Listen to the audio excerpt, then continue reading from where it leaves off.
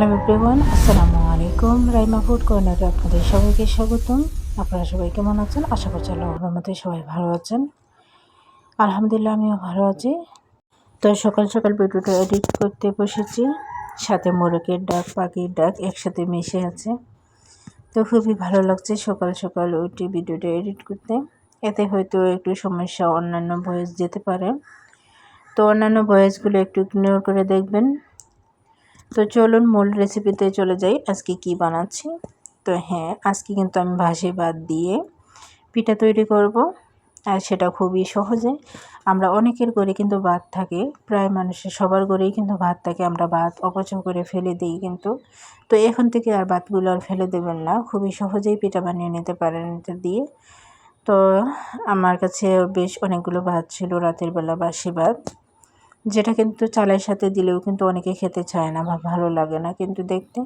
তো আমি বাসি ভাত কিন্তু এক বাটি নিয়ে নিয়েছি। তার সাথে আমার প্রয়োজন হয়েছে কি চালের গুঁড়ো। অনেক সময় আমরা পিঠা খেতে চালের গুঁড়ো প্রয়োজন, চালের গুঁড়োর জন্য কিন্তু আমরা পিঠা খেতে পারি না, ভাবি যে চালের গুঁড়ো নেই, পিঠা কীভাবে বানাবো।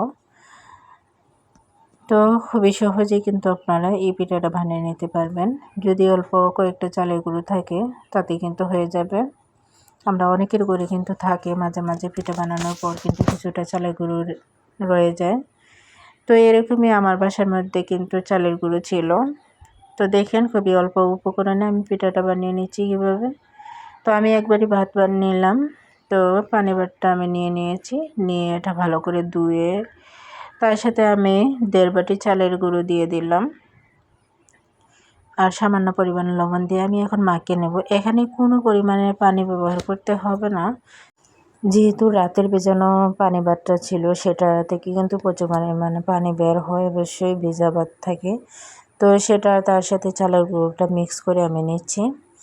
তো পানি ছাড়াই কিন্তু মিক্স করা হয়ে যাচ্ছে, খুবই সহজে দেখতেই পাচ্ছেন। তো আমি মাখিয়ে নেব এভাবে।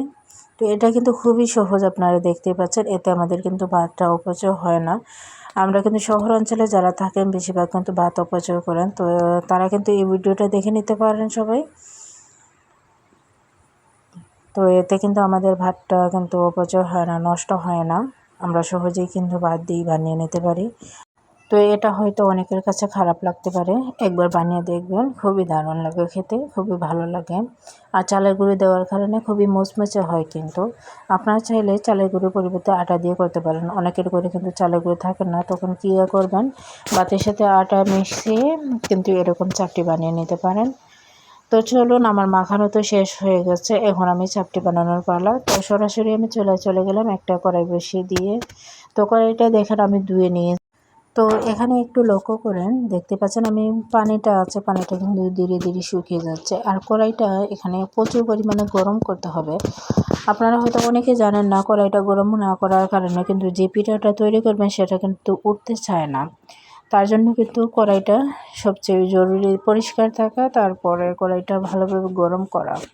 তো দেখেন আমি কিন্তু অনেকটা পরিমাণ ধরে আমি কড়াইটাকে ভালোভাবে গরম করে নিচ্ছি, যাতে আমার পিঠাটা সহজে উঠে যায়। তো আমার গরম হয়ে গেছে, আমি হাই হিটে আমি গরম করে নিয়েছি। তো এখন আমি পিঠাটা দিয়ে দেব। তো পিঠাটা দেওয়ার প্রসেস হচ্ছে, পিঠার গোলাটা আমি দিয়ে দিচ্ছি, আর হাতটা আমি ভিজিয়ে একটু সুন্দরভাবে গোল করে নিচ্ছি, শেপ দিয়ে নিচ্ছি। তো এটা কিন্তু নরম করা যাবে না, আপনারা দেখতেই পাচ্ছেন আমি কিন্তু নরম করিনি, কিন্তু খুবই শক্ত শক্ত টাইপের আছে। আর হাতটা আমি ভিজিয়ে কিন্তু এখানে আমি গোল শেপ করে দিয়েছি। তো এখন আমি লো আছে কিন্তু এটা 2 থেকে আড়াই মিনিট আমি রান্না করে নেব। তো এই যে দেখেন আমার 2-2.5 মিনিট পর আমি চলে এসেছি। তো কতটা পারফেক্ট হয়েছে, আর খুবই মুচমুচে হয়েছে। পিছন দিকটাও আমি দেখিয়ে দিচ্ছি, খুবই ক্রিস্পি একটা ভাব চলে এসেছে কিন্তু। আর এটা কিন্তু আমার খুবই সহজে উঠে গেছে, যেহেতু আমি কড়াইটাকে খুবই গরম করে পিঠাটা দিয়েছিলাম তাই। তো আমি আরেকটা পিঠা দেখিয়ে দিচ্ছি। তো এই যে দেখেন পিঠার কাইটা আমি দিয়ে দিলাম, দিয়ে এখন হাতটা ভিজিয়ে একটু আমি দিয়ে দেব, একটু গোল শেপ করে দেব। তো এই যে দেখেন আমি এটাকেও গোল করে দিচ্ছি। তো এ পর্যন্ত যারা আমার ভিডিওটি দেখছেন, প্লিজ একটা লাইক দিয়ে ভিডিওটা কন্টিনিউ করবেন। আপনারা একটা লাইক আমার ভিডিওটা অন্যদের কাছে পৌঁছাতে সাহায্য করে, তাই প্লিজ লাইক দিতে ভুলবেন না। আর আমার চ্যানেলের নতুন বন্ধু হয়ে থাকলে সাবস্ক্রাইব করে পাশে থাকবেন। অলরেডি যারা সাবস্ক্রাইব করে দিয়েছেন তাদেরকে অসংখ্য ধন্যবাদ।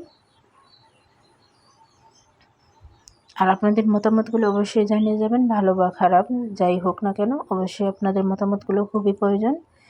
আপনাদের মতামত যারা কিন্তু আমরা অনেক কিছু শিখতে পারি।